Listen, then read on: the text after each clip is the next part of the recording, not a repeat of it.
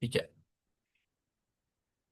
Terima kasih Bapak dan Ibu yang terhormat. Izinkan kami untuk mempresentasikan hasil kegiatan pengabdian kepada masyarakat yang berjudul Pengembangan Komoditas Unggulan Spesifik Kawasan Transmigrasi Kerang, Kabupaten Pasir, Provinsi Kalimantan Timur, dengan Ketua saya sendiri Dr. Doni Sahatwa Mananlu SMSI, anggota yang pertama Laila Aziza Syukur, yang kedua Putri Nadira Gustina, yang ketiga Izzuddin Haidar, yang keempat Farhan Fauzul.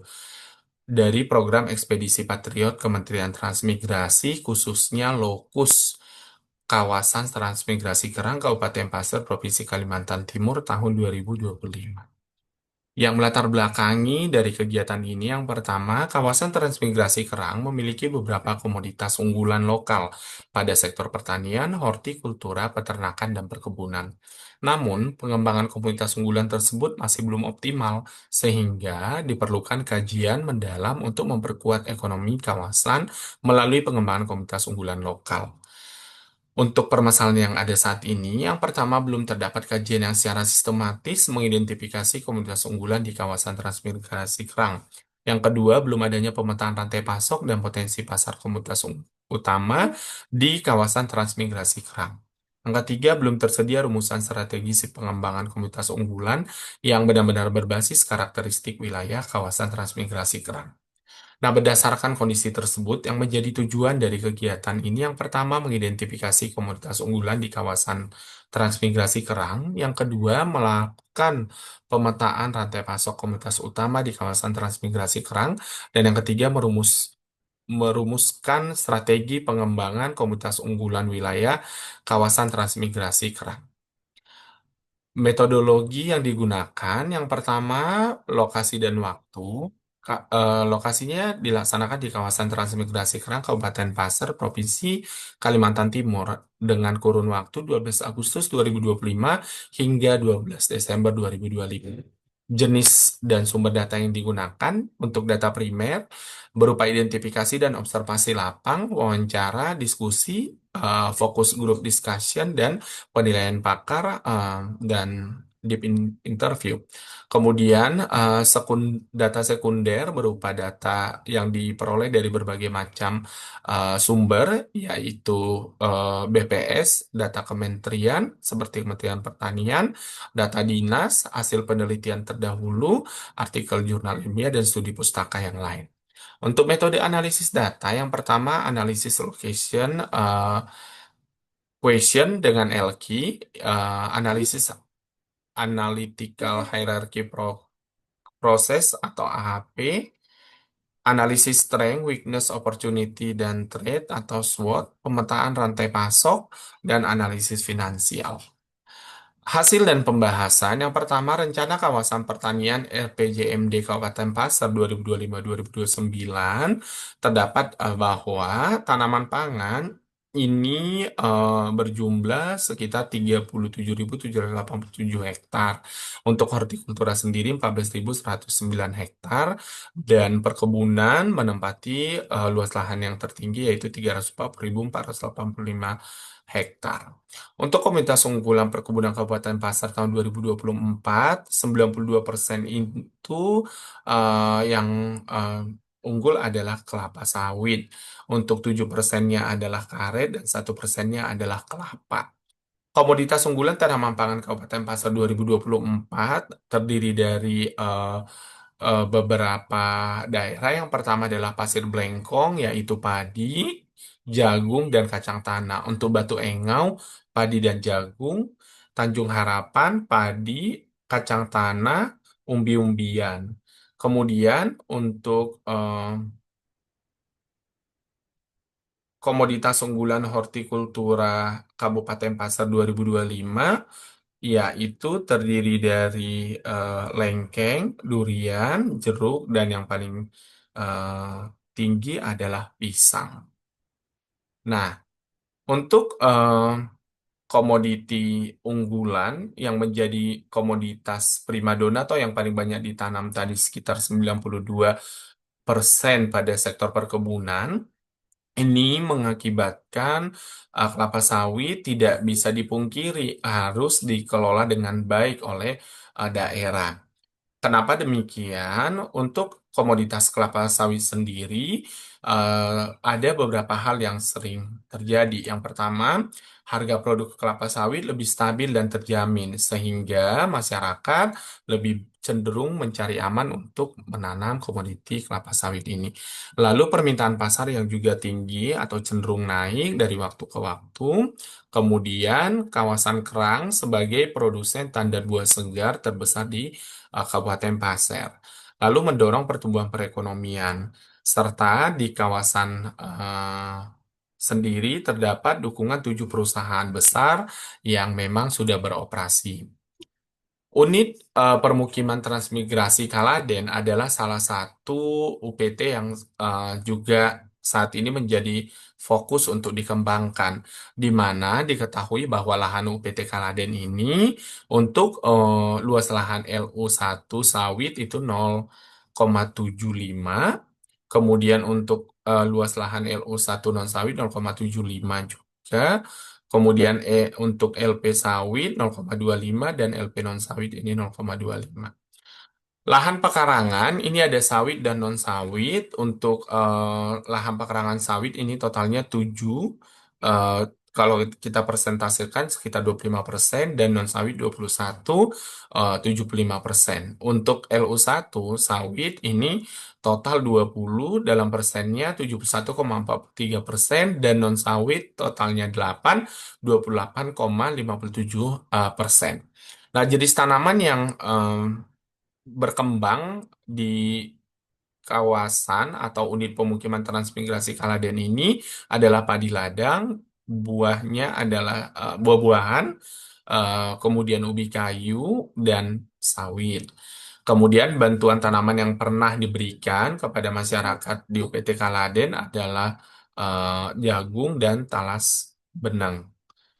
Kemudian kendala yang dihadapi, keterbatasan sumber daya air, infrastruktur belum memadai atau jalannya rusak, ada serangan hama dan penyakit, kurang sarana alat mesin pertanian untuk olah tanah, dan bergantung pada bantuan dari pemerintah.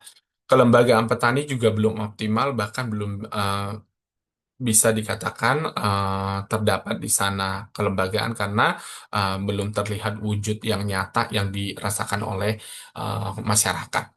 Untuk komoditas unggulan kawasan spesifik perkebunan kelapa sawit ini diperoleh berdasarkan analisis SWOT ya. Diperhatikan bahwa kekuatannya di sini, kelemahan, peluang dan ancamannya menunjukkan bagaimana memang komoditas unggulan kelapa sawit ini memberikan kontribusi yang tinggi untuk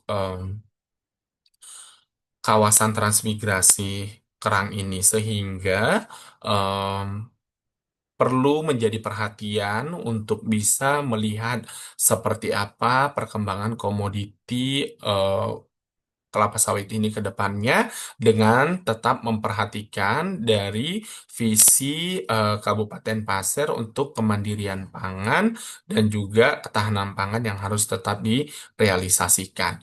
Untuk pemetaan rantai pasok di komoditas kelapa sawit ini memang setelah dilakukan identifikasi dan analisis lebih lanjut terjadi ada pelaku atau peranan pemerintah, kemudian petani, kemudian koperasi atau pengumpul dan perusahaan yang eh, menjadi saluran atau aliran dari rantai pasok yang ada. Untuk analisis kelayakan finansial dengan asumsi yang sudah dilakukan perhitungan untuk NPV, IRR, Net BC, dan Gross BC semuanya layak. Kemudian, komoditas unggulan kawasan spesifik yang berikutnya adalah tanaman pangan untuk yang paling tinggi atau yang paling direkomendasikan berdasarkan AHP ini yang diperoleh juga adalah jagung, mulai dari LQ, AHP, dan kita lihat juga dari SWOT untuk komoditas jagung berdasarkan kekuatan, kelemahan, peluang, dan ancaman, diperoleh bahwa tanaman jagung ini atau komoditas jagung ini sangat berpotensi di kawasan. Untuk pemetaan rantai pasoknya dari pemerintah, petani, pengumpul, perusahaan, dan di sini ada peran pedagang. Analisis finansial untuk usaha tani yang dihitung atau kami lakukan perhitungan ini menghasilkan laba bersih dan juga RC rasio yang juga layak dan menguntungkan.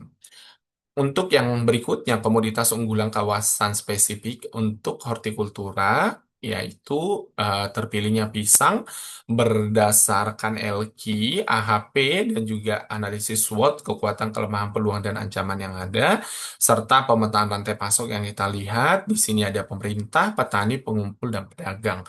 Untuk analisis finansial usaha tani untuk hortikultura khususnya komoditas pisang, laba bersih dan RC rasionya juga layak. Kemudian berdasarkan kajian dan analisis lebih lanjut yang dilakukan oleh tim, rekomendasi yang diberikan adalah berdasarkan pendekatan subsistem atau di mana kita lihat pengembangannya ini harus saling terintegrasi dengan pendekatan pertanian secara umum atau pendekatan subsistem agribisnis.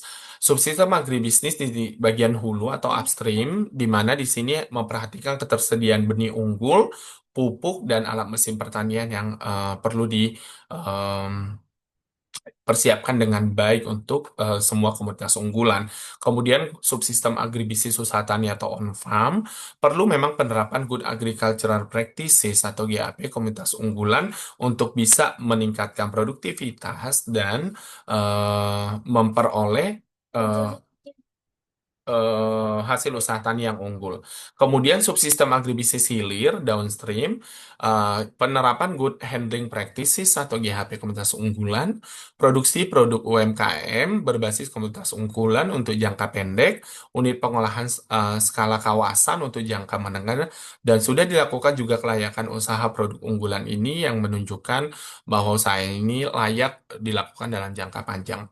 Subsistem agribisnis penunjang atau supporting system yaitu penguatan kapasitas SDM bidang pertanian untuk pengelolaan komoditas unggulan di kawasan transmigrasi kerang dengan berbagai macam bentuk pelatihan mulai dari tadi bagaimana penerapan good agricultural practices, kemudian juga good handling practices dan sebagainya yang bisa menunjang pengembangan kualitas komoditas unggulan nantinya.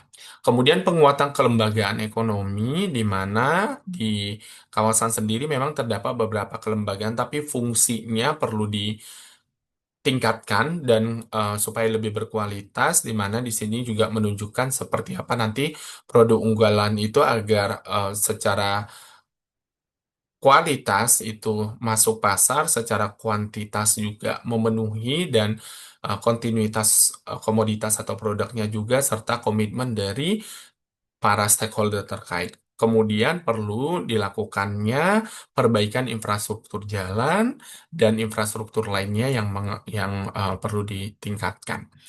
Rekomendasi untuk UPT Kaladen sendiri, seperti tadi yang sudah disampaikan, untuk pengembangan sistem pertanian terintegrasi, untuk logical framework yang saat ini kita lihat, kondisi awal, pola usaha tani tanaman, ikan, dan ternak, ini masih berjalan terpisah, belum terintegrasi dalam satu sistem usaha tani terpadu yang efisien. Pemanfaatan limbah masih rendah, bahkan masih dibuang atau tidak termanfaatkan. Lalu hasil produksi jagung, pisang, sayuran, ikan, ayam, bebek, sapi, kambing ini didominasi penjualan bahan mentah sehingga nilai tambah dan margin petani atau UMKM masih terbatas bahkan belum ada. Kemudian akses pasar dan pemasaran masih terkendala mengandalkan tengkulak atau pedagang pengumpul. Lalu kapasitas manajemen usaha dan kelembagaan, Poktan, Gapoktan, BUMDes, Koperasi Merah Putih dan sejenisnya masih lemah. Kemudian intervensi yang akan dilakukan pengembangan Demplot dengan integrated farming system berbasis zero waste. Yang kedua, penguatan pengelolaan limbah dan pupuk organik, yang ketiga pengembangan hilirisasi dan UMKM olahan, yang keempat penataan kawasan agrowisata tani ikan ternak, dan yang kelima penguatan kapasitas manajemen usaha dan pengembangan lokal, yang keenam penguatan jaringan pemasaran dan kemitraan, sehingga kondisi harapan yang diharapkan kondisi ideal yang akan nanti terjadi terbentuknya sistem usaha tani terpadu, kemudian meningkatnya nilai tambah ekonomi melalui beragam produk olahan, lalu ada embung dan hamparan pertanian di sekitar UPT Kaladen yang berkembang menjadi destinasi agrowisata edukatif, kemudian pendapatan rumah tangga petani dan pelaku UMKM meningkat, lalu menguatnya kapasitas dan kemandirian kelembagaan, serta terbentuknya citra kawasan transmigrasi kerang sebagai pusat pengembangan integrated farming system berbasis agrowisata di Kabupaten Pasir. Nah, untuk integrated farming system sendiri, pendekatannya seperti yang kita ketahui, bagaimana integrasi antara ternak, ikan, tanaman, dan sumber daya lain yang bisa saling terintegrasi sehingga menghasilkan sirkular ekonomi yang baik, yang bisa meningkatkan kesejahteraan masyarakat, dan juga untuk perkembangan UPT Kaladen. Demikian yang dapat kami sampaikan. Mudah-mudahan rekomendasi dari apa yang kami dapatkan ini nanti bisa bermanfaat dan dapat diaplikasikan. Terima kasih.